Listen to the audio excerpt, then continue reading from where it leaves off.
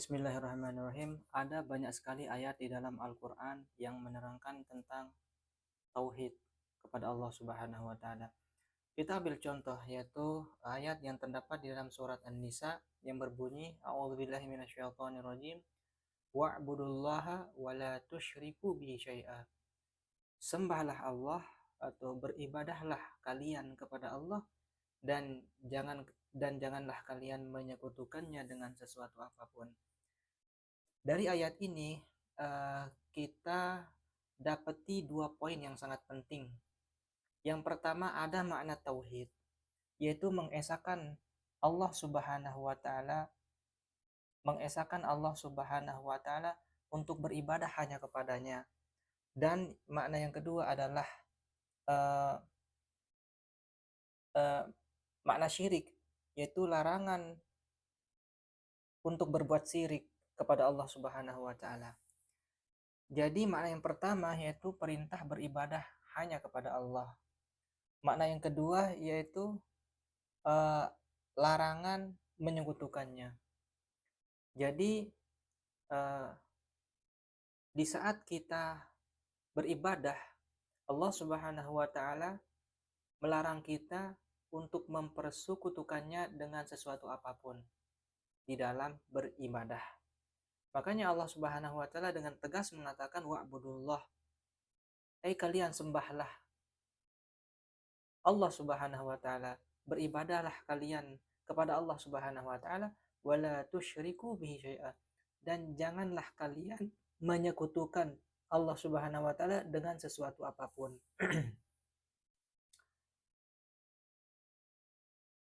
Kemudian dari kedua makna ini, yaitu tauhid, mengesahkan Allah Subhanahu wa taala di dalam peribadahan, bahwa hanya kepada Allah Subhanahu wa taala tempat kita beribadah, dan kemudian larangan untuk menyekutukannya, bahwa menyekutukan Allah Subhanahu wa taala adalah dosa besar, bahkan tidak akan dimaafkan, akan naudzubillah yaitu selama-lamanya di dalam neraka kalau dia tidak pernah minta ampun kepada Allah Subhanahu wa taala. Oleh karenanya bahwa turunnya para rasul itu, yaitu dari Nabi Nuh sampai kemudian yang terakhir itu Nabi Muhammad SAW, tidak lain dan tidak bukan bahwa mereka diutus yaitu untuk meluruskan umatnya daripada penyimpangan, daripada kesyirikan, daripada perilaku yang tidak baik, terutamanya bahwa para rasul itu diutus oleh Allah Subhanahu wa taala untuk meluruskan pemahaman mereka, yaitu umat-umatnya, yang dimana di setiap umat diutusnya rasul itu bahwa pasti umat itu melakukan kesyirikan, yaitu peribadatan, menyembah, beribadah kepada selain Allah Subhanahu wa taala. Kita lihat dari zaman Nuh misalkan, bahwa mereka melakukan penyembahan, beribadah kepada orang-orang soleh yang sudah meninggal dunia, yang mereka agung-agungkan. Kemudian setelah itu mereka minta di sana, mereka kemudian beribadah, meminta, berdoa kepada orang yang sudah meninggal dunia itu. Kemudian di samping itu juga mereka kemudian menggambar, membuat patung kepada orang-orang yang mereka anggap soleh tersebut. Kemudian begitu seterusnya, Nabi Soleh, Nabi Lut, Nabi Ibrahim, yang kemudian Nabi Ibrahim melahirkan Nabi Ismail dan Nabi Ishak, yang kemudian terus mempunyai keturunan sampailah kemudian kepada Nabi Muhammad SAW. Kita tahu bahwa bangsa Arab dulu mereka terkenal dengan kesyirikannya, melakukan penyembahan kepada berhala-berhala. Mereka melakukan ibadah kepada berhala, sehingga Allah Subhanahu wa taala menyinggung orang-orang kafir Quraisy dulu, yang dimana orang Quraisy itu mengatakan wa ma na'buduhum illa liqarribuna ilallahi zulfa.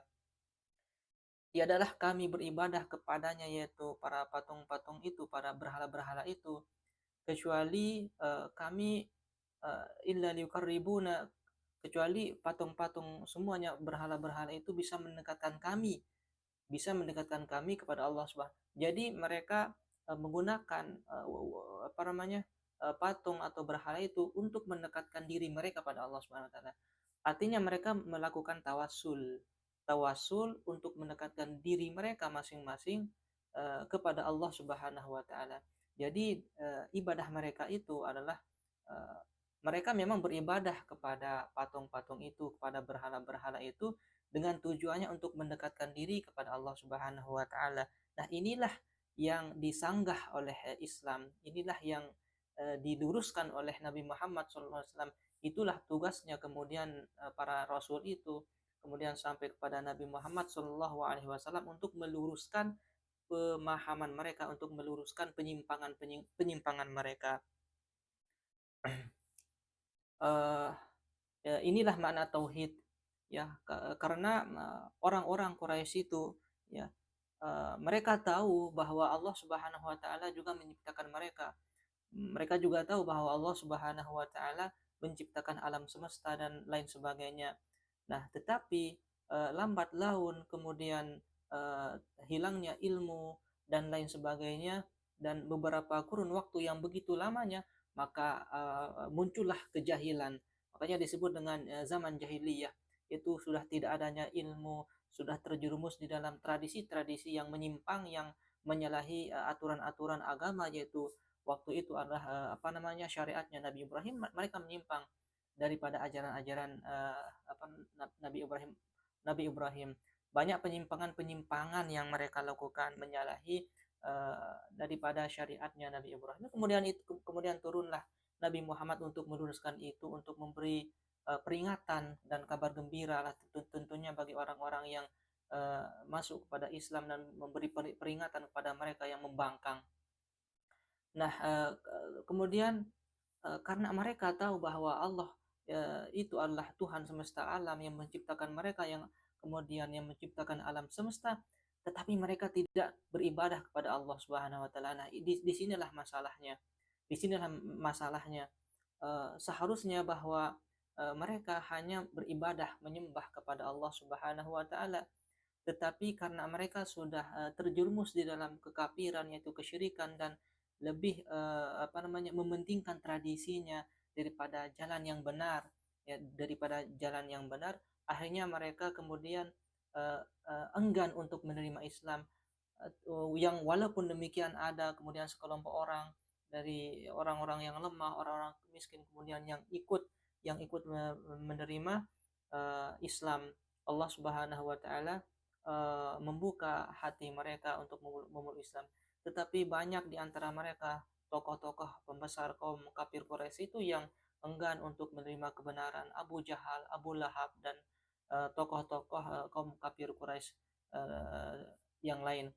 Termasuk juga misalkan Abu Thalib, itu paman Nabi Muhammad SAW, yang kemudian banyak riwayat yang menjelaskan bahwa beliau juga meninggal dalam kondisi musyrik, itu kafir.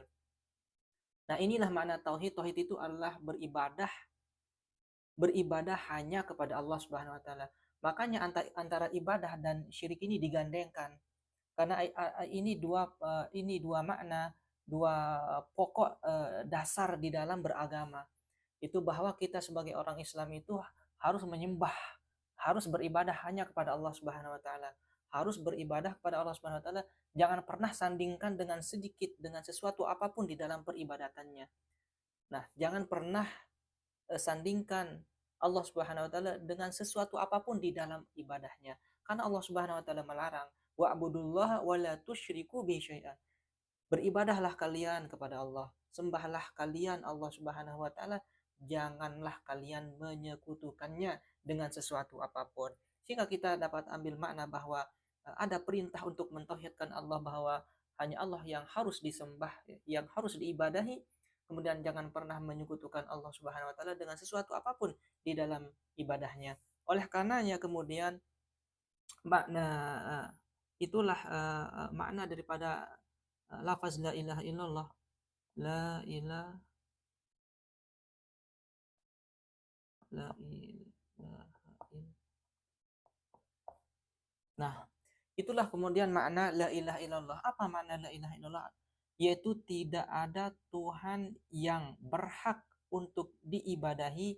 La ilaha, salah ini. La ilaha illallah.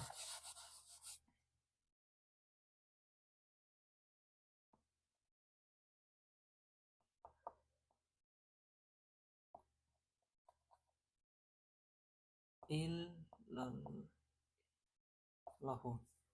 Nah, inilah kemudian maksud atau makna daripada la ilaha illallah. Apa makna la ilaha illallah? Eh, Tidak ada zat ilaha. Ilaha ini maknanya adalah ma'buda.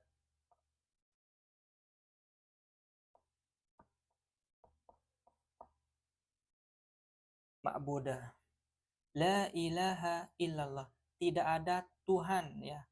Tidak ada Tuhan ma'buda. Maksud ilah adalah ma'buda. Tidak ada zat yang diibadahi.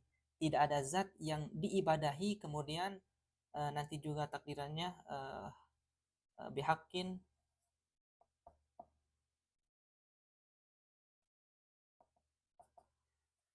tidak ada zat yang diibadahi dengan pantas atau dengan hak illallah, kecuali Allah.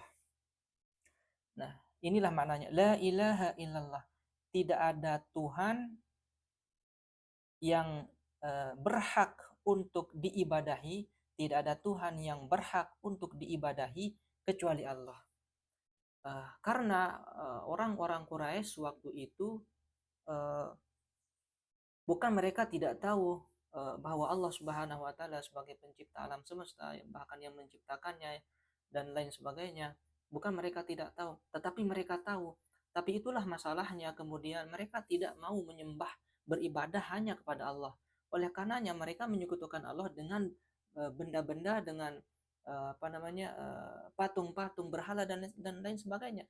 Bahkan mereka menyembah para malaikat-malaikat juga, yang dia katakan, disebutkan dalam Al-Quran bahwa malaikat-malaikat itu adalah anak perempuannya Allah. Nauzubillah min dzalik. Nah, itulah parahnya mereka, akidah mereka yang begitu parah. Kemudian mereka disebut dengan kaum kafir Quraisy, yaitu kaum musyrikin, orang-orang yang menyekutukan Allah Subhanahu wa taala.